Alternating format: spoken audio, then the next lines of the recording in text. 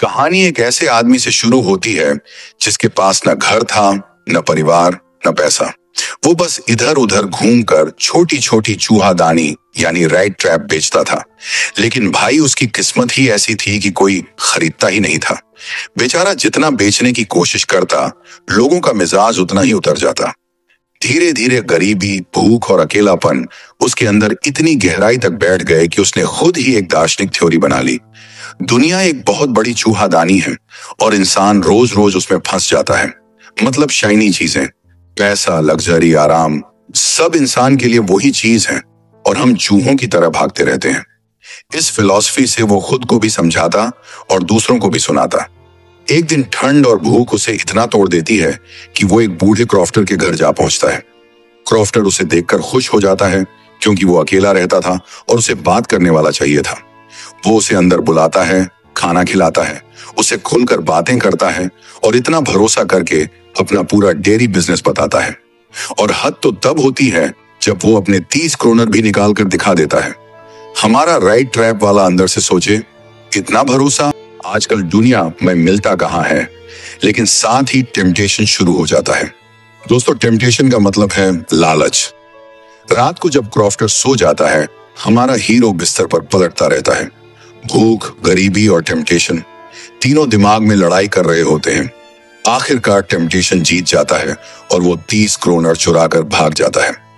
जंगल में जाकर उसे लगता है कि वो सेफ है, लेकिन जंगल इतना कंफ्यूजिंग था कि वो गोल गोल घूमता रहा और अंत में उसी जगह पहुंच गया जहां से निकला था।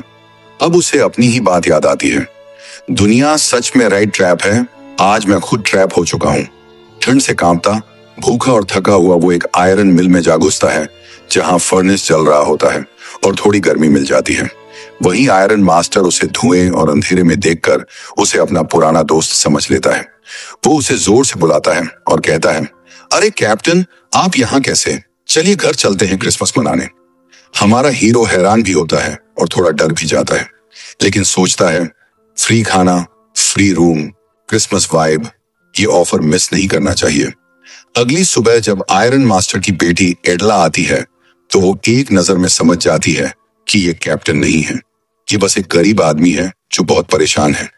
आयरन मास्टर गुस्सा हो जाता है, लेकिन एडला कहती है, हमने इसे अपने घर बुलाया है, क्रिसमस है, कोई गरीब आदमी हमारे घर से बुरा महसूस करके नहीं जाएगा।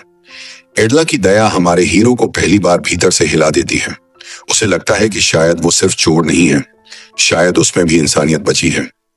एडला उसे साफ कपड़े देती है, खाना परोसती है, गर्मजोशी से बात करती है। हमारा राइट ट्रैप वाला पहली बार सम्मान महसूस करता है और वो सोचता है, अगर दुनिया राइट ट्रैप है तो ये लड़की जरूर कोई ऐसी रोशनी है जो ट्रैप से निकाल सकती है। अगली सुबह जब घर वाले उठते हैं तो वो आदमी जा चुका होता है, लेकिन सब कुछ लेकर नहीं भागा। टेबल पर एक तोहफा रखा होता है, एक रैट ट्रैप, एक चिट्ठी और 30 क्रोनर वापस।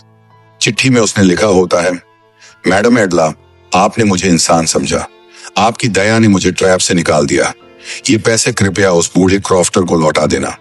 आपने मुझे कैप्टन की तरह ट्रीट किया, इसलिए आज मैं खुद को सच में कैप्टन महसूस कर रहा हूँ।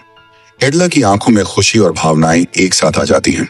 आयरन मास्टर भी शर्मिंदा होता है क्योंकि उसने एक गरीब आदमी को सिर्फ शक से जज किया था।